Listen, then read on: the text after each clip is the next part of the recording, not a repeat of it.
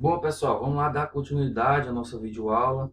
A nossa terceira videoaula de hoje, ela vai ser um pouco curta, porque a gente vai estar encerrando essa unidade, né, de conteúdo, que é a unidade de forças. A gente conversou algumas coisas aplicadas à força, questão de sentidos, direção, a magnitude, né, a quantidade de forças, como é que são realizados alguns cálculos, que são encontrados dentro dessas unidades de força.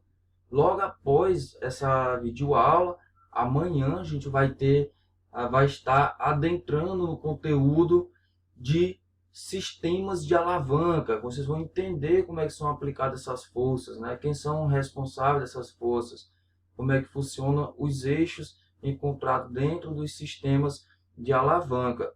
E como a gente estava passando por essa pequena revisão aqui, lembrando um pouquinho da física, né, aplicada ao movimento do corpo humano, onde a gente já viu os conceitos da força, a força em geral, e o conceito da força relacionado à biomecânica e também à força resultante, onde todo esse conteúdo de sistema de alavanca, unidades de força, vai ser aplicado em toda a análise de dentro de um movimento relacionado à biomecânica, onde é que é encontradas as unidades de força dentro daquele movimento, como é que funcionam os eixos, o braço de força, resistências, que são assuntos que a gente vai encontrar dentro do sistema de alavanca, que é após esse conteúdo sobre unidade de força.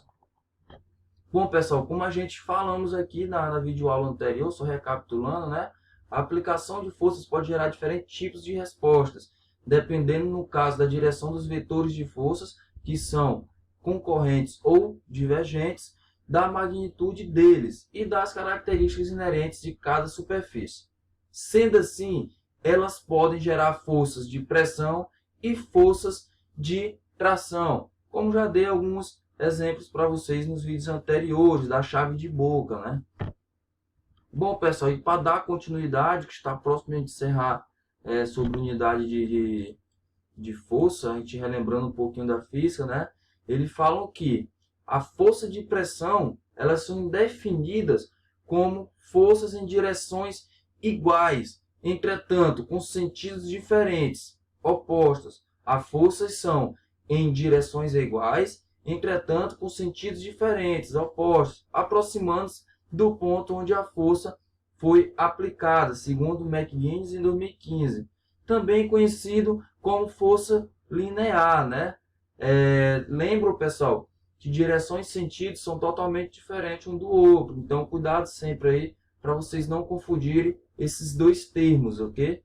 Lá no início das videoaulas, na primeira videoaula, está lá explicando os 4 elementos e as características de cada um, beleza? Então, mais uma vez, as pressões definidas como força em direções iguais, só que sentidos diferentes, que aproximam do ponto onde a força foi aplicada, que é conhecida também como força colinear, segundo Ramil Canutze em 99. Só um momento. Vamos lá.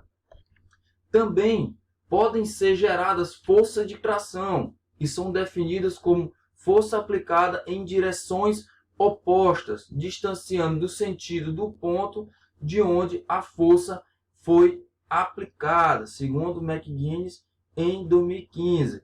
Já temos aí dois tipos de força, né?